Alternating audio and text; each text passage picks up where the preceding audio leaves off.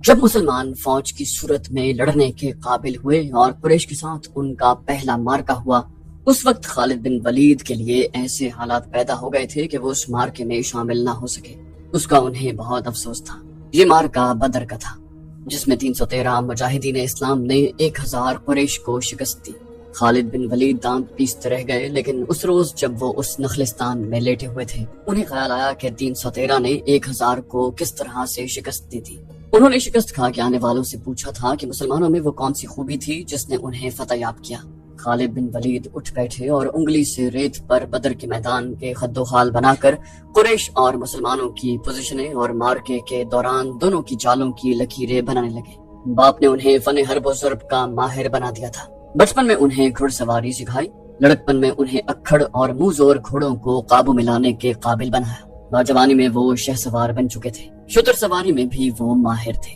ان کے والد ہی ان کے استاد تھے۔ انہوں نے خالد بن ولید کو نہ صرف سپاہی بلکہ سالار بنا دیا۔ خالد بن ولید کو جنگ و جدل اتنی اچھی لگی کہ وہ لڑنے اور لڑانے کے طریقوں پر غور کرنے لگے اور جوانی میں فوج کی قیادت کے قابل ہو گئے۔ انہیں بدر کی لڑائی میں شامل نہ ہونے کا افسوس تھا اور وہ انتقام کے طریقے سوچا کرتے تھے، لیکن اب ان کی سوچوں کا دھارا اور طرف چل پڑا تھا۔ مکے سے روانگی سے کچھ عرصہ پہلے سے وہ اس سوچ میں کھو گئے تھے کہ رسول اکرم صلی اللہ علیہ وسلم نے رکانہ پہلوان کو 3 بار پٹخا تھا۔ بدر میں آپ علیہ السلام نے محض 313 مجاہدین سے 1000 کو شکست دی۔ یہ کوئی اور ہی قوت تھی، لیکن بدر کے مارکے کے بعد ان کے دل میں مسلمانوں کے خلاف انتقام کی آگ سلگ رہی تھی۔ مسلمان مارکے بدر میں قریش کے بعد سے آدمیوں کو قیدی بنا کر لے گئے۔ قریش کے سرداروں کے لیے تو یہ صدمہ تھا ہی، اس کا بہت برا اثر خالد بن ولید نے بھی قبول کیا۔ انہیں یاد تھا کہ جب بدر کا مارکہ لڑا جا رہا تھا اور مکے میں کوئی خبر نہیں پہنچ رہی تھی کہ مارکے کا انجام کیا ہوا، مکے کے لوگ بدر کی سمت دیکھتے رہتے تھے کہ ادھر سے کوئی سوار دوڑا آئے گا اور فتح کی خبر سنائے گا۔ آخر ایک روز ایک شتر سوار آتا نظر آیا۔ لوگ اس کی طرف دوڑ پڑے۔ سوار نے عرب کے رواج کے مطابق اپنا کرتا پھاڑ دیا تھا اور وہ روتا ہوا آ رہا تھا۔ بری خبر لانے والے قاصد ایسا ہی کیا کرتے۔ جب وہ لوگوں کے درمیان پہنچا تو اس نے روتے ہوئے بتایا کہ اہل قریش کو بہت بری شکست ہوئی ہے۔ جس کے عزیز رشتہ دار لڑنے گئے تھے وہ ایک دوسرے سے آگے بڑھ بڑھ کر ان کے متعلق پوچھتے تھے کہ وہ زندہ ہیں، زخمی ہیں یا مارے گئے ہیں۔ شکست خوردہ قریش پیچھے آ رہے تھے۔ مارے جانے والوں میں 17 افراد خالد کے قبیلے بنو مخزوم کے تھے اور ان سب کے ساتھ خالد کا خون کا بڑا قریبی رشتہ تھا۔ ابو جہل بھی مارا گیا تھا۔ خالد کا بھائی جس کا نام ولید تھا جنگی قیدی بن گیا۔ ابو سفیان جو کہ قریش کے سرداروں کا سردار تھا اور اس کی بیوی ہند بھی موجود تھے۔ ہند نے پوچھا، کچھ میرے باپ اور میرے چچا کے متعلق بتا اے قاصد۔ قاصد نے کہا، تمہارا باپ عتبہ علی اور حمزہ کے ہاتھوں مارا گیا اور تمہارے چچا شیبہ کو اکیلے حمزہ نے قتل کیا ہے اور تمہارا بیٹا حنظلہ علی کے ہاتھوں مارا گیا ہے۔ ابو سفیان کی بیوی ہند نے پہلے تو حضرت علی اور حضرت حمزہ کو بلند آواز سے برا بھلا کہا، پھر بولی، اللہ کی قسم میں اپنے باپ اور اپنے چچا اور اپنے بیٹے کے خون کا بدلہ لوں گی۔ ابو سفیان پر خاموشی طاری تھی۔ خالد بن ولید کا خون کھول رہا تھا۔ قریش کے 70 آدمی مارے گئے تھے اور جو جنگی قیدی ہوئے تھے ان کی تعداد بھی اتنی ہی تھی۔ خالد اٹھے، دری جھاڑ کر لپیٹی اور گھوڑے کی زین کے ساتھ باندھ کر سوار ہوئے اور مدینہ کی سمت چل پڑے۔ انہوں نے ذہن کو یادوں سے خالی کر دینا چاہا، لیکن ان کا ذہن مدینہ پہنچ جاتا جہاں رسول اللہ صلی اللہ علیہ وسلم تھے اور جو تبلیغ اسلام کا مرکز بن گیا تھا۔ آپ علیہ السلام کا خیال آتے ہی اس کا ذہن پیچھے چلا جاتا اور اسے وہ منظر دکھاتا جس کے خالق حضور صلی اللہ علیہ وسلم تھے۔ اس کے ذہن میں ہند کے الفاظ یاد آئے جو اس نے اپنے خاوند ابو سفیان سے کہے تھے، میں اپنے باپ اور چچا کو بھول سکتی ہوں۔ ہند نے کہا تھا، کیا میں اپنے لخت جگر حنظلہ کو بھی بھول جاؤں؟ ماں اپنے بیٹے کو کیسے بھول سکتی ہے؟ اللہ کی قسم میں محمد کو اپنے بیٹے کا خون معاف نہیں کروں گی۔ یہ لڑائی محمد نے کروائی ہے، میں حمزہ اور علی کو نہیں بخشوں گی، وہ میرے باپ، میرے چچا اور میرے بیٹے کے قاتل ہیں۔ ابو سفیان نے کہا تھا، میرے خون کو صرف میرے بیٹے کا قتل گرما رہا ہے، مجھ پر اپنے بیٹے کے خون کا انتقام فرض ہو گیا ہے۔ میں سب سے پہلے یہ کام کروں گا کہ محمد کے خلاف زبردست فوج تیار کر کے اسے آئندہ لڑنے کے قابل نہیں چھوڑوں گا۔ مشہور مورخ اور واقع نگار واقعی لکھتا ہے کہ اگلے ہی روز ابو سفیان نے تمام سرداروں کو بلایا۔ ان میں زیادہ تعداد ان سرداروں کی تھی جو کسی نہ کسی وجہ سے جنگ بدر میں شریک نہیں ہو سکے تھے، اور ان میں سے ہر ایک کا کوئی نہ کوئی عزیز اس جنگ میں مارا گیا تھا۔ سب انتقام کا ارادہ لے کر اکٹھے ہوئے۔ کیا مجھے زیادہ باتیں کرنے کی ضرورت ہے؟ ابو سفیان نے کہا، میرا اپنا جوان بیٹا مارا گیا ہے، اگر میں انتقام نہیں لیتا تو مجھے جینے کا کوئی حق نہیں۔ سب ایک ہی بار بولنے لگے۔ وہ اس پر متفق تھے کہ مسلمانوں سے بدر کی شکست کا انتقام لیا جائے۔ خالد بن ولید نے کہا، لیکن آپ میں سے کوئی بھی اپنے گھر میں نہ بیٹھ رہے۔ بدر میں ہم صرف اس لیے ذلت میں گھرے کہ سردار گھروں میں بیٹھے رہے اور ان لوگوں کو لڑنے بھیج دیا جو قریش کی عظمت کو نہیں سمجھتے تھے۔ خالد کے چچا زاد بھائی اکرمہ جو ابو جہل کا بیٹا تھا بولا، کیا صفوان بن امیہ کے باپ کو بھی قریش کی عظمت کا خیال نہیں تھا؟ وہ برہم ہوا۔ تم کہاں تھے الولید کے بیٹے؟ ابو سفیان نے کہا، ہم یہاں ایک دوسرے سے لڑنے کے لیے اکٹھے نہیں ہوئے۔ خالد، تمہیں ایسی بات نہیں کہنی چاہیے تھی جس سے کوئی اپنی بے عزتی محسوس کرے۔ خالد بن ولید نے کہا تھا، ہم میں سے کوئی بھی عزت والا نہیں رہا، ہم سب اس وقت تک بے عزت رہیں گے جب تک ہم محمد اور اس کے چیلوں کو ہمیشہ کے لیے ختم نہیں کرتے تھے۔ مجھے اپنے گھوڑے کے سموں کی قسم، میرے خون کی گرمی نے میری آنکھیں جلا دی ہیں، ان آنکھوں کو مسلمانوں کا خون ٹھنڈا کر سکتا ہے۔ میں پھر کہوں گا کہ اب سردار آگے ہوں گے اور میں جانتا ہوں کہ میں میدان جنگ میں کہاں ہوں گا، لیکن جنگ میں ہمارا جو سردار ہوگا میں اس کے حکم کا پابند رہوں گا، اور اگر میں سمجھوں گا کہ مجھے سردار نے ایسا حکم دیا ہے جو ہمیں نقصان دے گا تو میں ایسا حکم نہیں مانوں گا۔ سب نے متفقہ طور پر ابو سفیان کو اپنا سردار مقرر کیا۔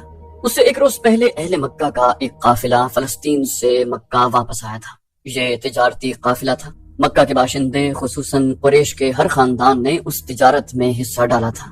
اس قافلے میں کم و بیش 1000 اونٹ تھے اور جو مال گیا تھا اس کی مالیت 50,000 دینار تھی۔ قافلے کا سردار ابو سفیان تھا جس نے 50,000 پر 50,000 دینار منافع کمایا تھا۔ قافلے سے واپسی کا راستہ مدینہ سے گزرتا تھا۔ مسلمانوں کو پتہ چل گیا، انہوں نے پورے قافلے کو گرفتار کرنے کا ارادہ کیا اور ایک مقام پر قافلے کو گھیرے میں لے لیا، لیکن وہ زمین ایسی تھی کہ ابو سفیان نے ایک ایک آدمی اور ایک ایک اونٹ کو زمین کے اونچے نیچے خد و خال سے فائدہ اٹھاتے ہوئے گھیرے سے نکال دیا۔ خالد بن ولید کا گھوڑا خرامہ خرامہ مدینہ کی طرف چلا جا رہا تھا، مگر خالد کا ذہن پیچھے کو سفر کر رہا تھا۔ انہیں اس وقت کا جب قریش انتقام کی اسکیم بنانے کے لیے اکٹھے ہوئے تھے، ایک ایک لفظ جو کسی نے کہا تھا سنائی دے رہا تھا۔ ابو سفیان نے کہا تھا، اگر تم نے مجھے اپنی سرداری دی ہے تو میرے ہر فیصلے کی پابندی تم پر لازم ہے۔ سب سے پہلے خالد بن ولید نے کہا، میرا پہلا فیصلہ یہ ہے کہ میں نے ابھی 50,000 دینار منافع سب میں تقسیم نہیں کیا، وہ میں تقسیم نہیں کروں گا، یہ مسلمانوں کے خلاف فیصلہ کن جنگ میں استعمال ہوگا۔ سب سے پہلے خالد بن ولید نے کہا، مجھے اور میرے خاندان کو یہ فیصلہ منظور ہے۔ پھر منظور ہے ایسا ہی کرو کی آوازیں اٹھی۔ ابو سفیان نے پھر کہا، میرا دوسرا حکم یہ ہے، جنگ بدر میں ہمارے جو آدمی مارے گئے ہیں ان کے لواحقین آہوزاری کر رہے ہیں، میں نے مردوں کو دھاڑے مارتے اور عورتوں کو بین کرتے سنا ہے۔ اللہ کی قسم، جب آنسو بہ جاتے ہیں تو انتقام کی آگ سرد ہو جاتی ہے۔ آج سے بدر کے مقتولین پر کوئی نہیں روئے گا۔ اور میرا تیسرا حکم یہ ہے کہ مسلمانوں نے بدر کی لڑائی میں ہمارے جن آدمیوں کو قید کیا ہے ان کی رہائی کے لیے کوئی کوشش نہیں کی جائے گی۔ تم جانتے ہو کہ مسلمانوں نے قیدیوں کی رہائی کے لیے ان کے درجے مقرر کر دیے ہیں اور ان کا فدیہ 1000 سے 40 درہم مقرر کیا ہے۔ ہم مسلمانوں کو 1 درہم بھی نہیں دیں گے، یہ رقم ہمارے ہی خلاف استعمال ہوگی۔ خالد بن ولید کو گھوڑے کی پیٹھ پر بیٹھے اور مدینہ کی طرف جاتے ہوئے جب وہ لمحے یاد آ رہے تھے تو ان کی مٹھیاں بند ہو گئیں، غصے کی لہر ان کے سارے وجود میں بھر گئی۔ وہ وقت بہت پیچھے رہ گیا تھا، لیکن اب بھی ان کے اندر غصہ بیدار ہو گیا تھا۔ انہیں غصہ اس بات پر آیا کہ اجلاس میں طے تھا کہ مسلمانوں کے پاس مکہ کا کوئی آدمی اپنے قیدی کو چھڑانے مدینہ نہیں جائے گا، لیکن ایک آدمی چوری چھپے مدینہ چلا جاتا اور اپنے عزیز رشتہ دار کو رہا کروا لاتا۔ ابو سفیان نے اپنا حکم واپس لے لیا۔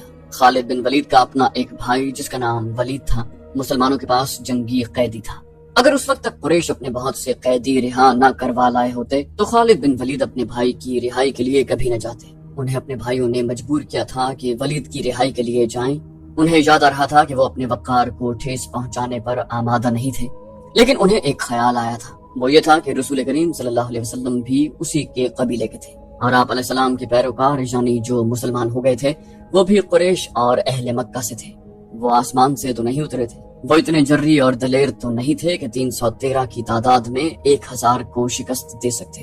اب ان میں کیسی قوت آ گئی ہے کہ وہ ہمیں نیچا دکھا کر ہمارے آدمیوں کی قیمتیں مقرر کر رہے ہیں۔ خالد بن ولید نے سوچا، انہیں ایک نظر دیکھوں گا، محمد صلی اللہ علیہ وسلم کو غور سے دیکھوں گا، اور وہ اپنے بھائی ہشام کو ساتھ لے کر مدینہ چلے گئے۔ انہوں نے اپنے ساتھ 4000 درہم باندھ لیے تھے۔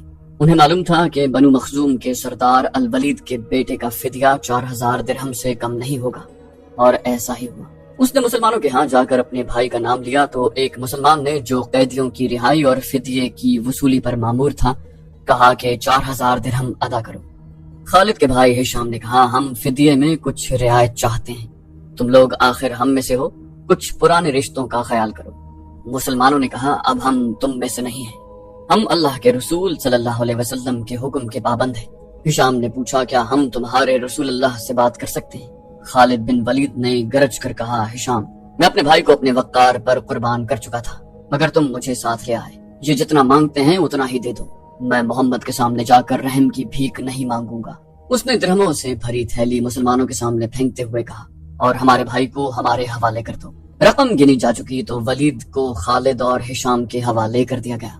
تینوں بھائی اسی وقت مکہ کو روانہ ہو گئے۔ راستے میں دونوں بھائیوں نے ولید سے پوچھا کہ ان کی شکست کا باعث کیا تھا۔ انہیں توقع تھی کہ ولید جو کہ ایک جنگجو خاندان کا جوان تھا، انہیں جنگی فہم و فراست اور حرب و ضرب کے طور طریقوں کے مطابق مسلمانوں کی جنگی چالوں کی خوبیاں اور خامیاں بتائے گا، مگر ولید کا انداز ایسا اور اس کے ہونٹوں پر مسکراہٹ ایسی تھی جیسے اس پر کوئی پراسرار اثر ہو۔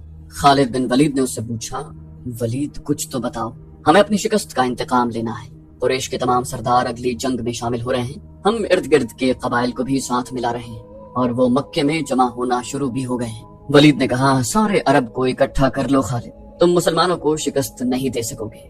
میں نہیں بتا سکتا کہ محمد صلی اللہ علیہ وسلم کے ہاتھ میں کوئی جادو ہے یا ان کا نیا عقیدہ سچا یا کیا بات ہے کہ میں نے ان کا قیدی ہوتے ہوئے بھی انہیں ناپسند نہیں کیا۔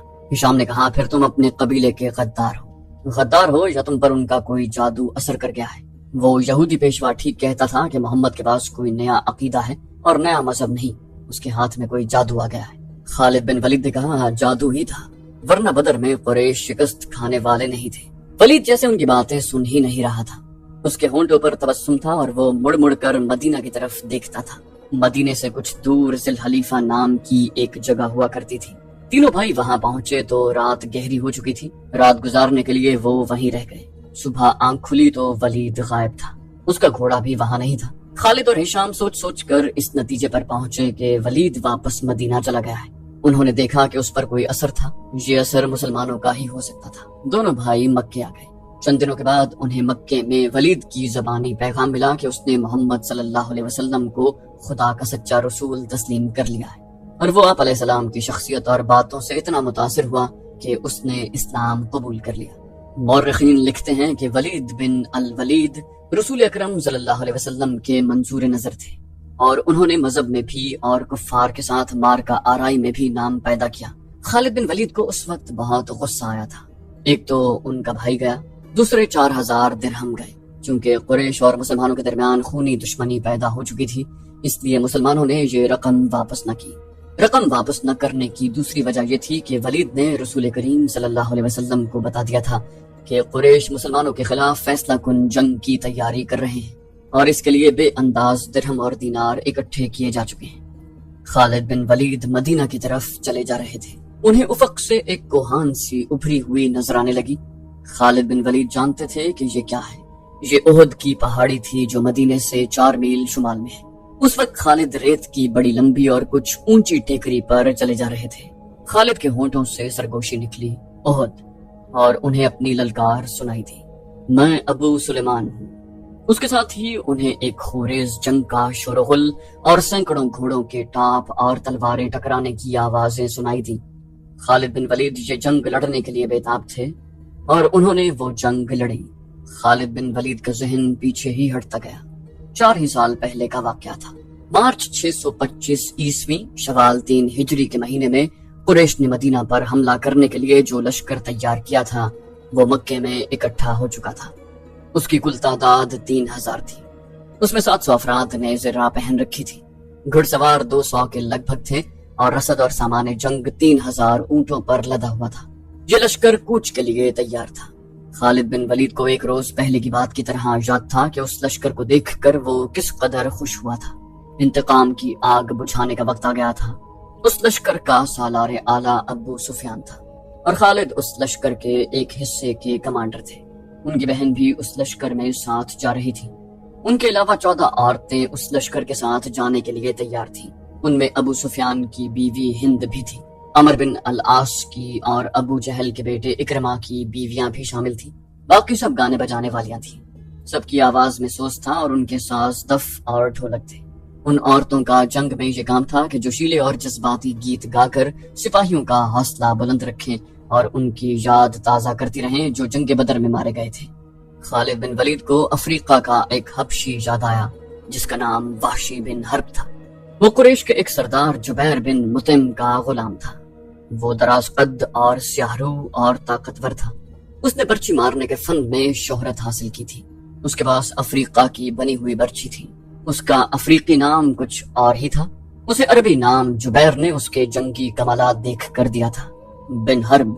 کوچ سے کچھ دیر پہلے جبیر بن مطعم نے اسے کہا، مجھے اپنے چچا کے خون کا بدلہ لینا ہے، شاید مجھے موقع نہ مل سکے۔ میرے چچا کو بدر کی لڑائی میں محمد کے چچا حمزہ نے قتل کیا تھا۔ اگر تم حمزہ کو قتل کر دو تو میں تمہیں آزاد کر دوں گا۔ وحشی بن حرب نے کہا، حمزہ میری برچی سے قتل ہوگا یا آقا؟ یہ حبشی غلام اس طرف جا نکلا جہاں وہ عورتیں اونٹوں پر سوار ہو چکی تھیں جو اس لشکر کے ساتھ جا رہی تھیں۔ کسی عورت نے پکارا، ابو وسمہ۔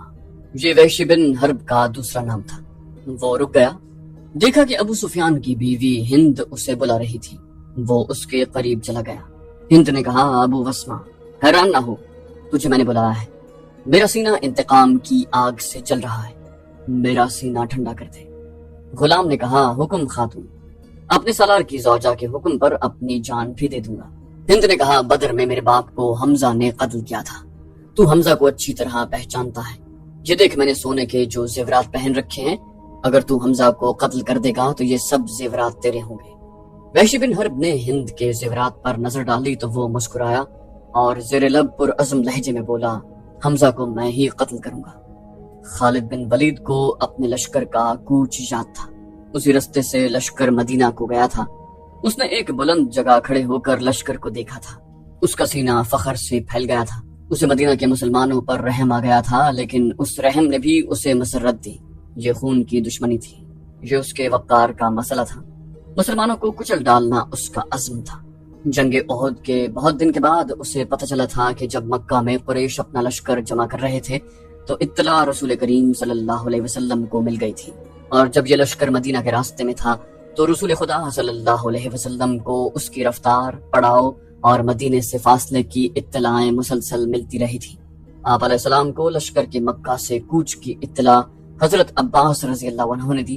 آپ علیہ السلام کو لشکر کے مکہ سے کوچ کی اطلاع حضرت عباس رضی اللہ عنہ نے دی۔ قریش کے اس لشکر نے مدینہ سے کچھ میل دور کوہ احد کے قریب ایک ایسی جگہ کیمپ کیا تھا جو ہری بھری تھی اور وہاں پانی بھی تھا۔ خالد بن ولید کو معلوم نہ تھا کہ مسلمانوں کے 2 جاسوس اس لشکر کی پوری تعداد دیکھ آئے ہیں اور رسول کریم صلی اللہ علیہ وسلم کو بتا چکے ہیں۔ تو دوستو، یہ تھی ہماری آج کی ایپیسوڈ۔ امید کرتے ہیں آپ کو ہماری ایپیسوڈ پسند آئی ہوگی۔ جانے سے پہلے اس ویڈیو کو لائک، شیئر اور کامنٹ کرنا مت بھولیے، اور اگر آپ ہمارے چینل پر نئے ہیں تو اسے سبسکرائب کیجیے اور بیل آئیکن پر کلک کیجیے تاکہ آپ کو تمام ویڈیوز فوراً ملتی رہیں۔ اگلی ویڈیو تک کے لیے اپنا خیال رکھیے۔ اللہ حافظ۔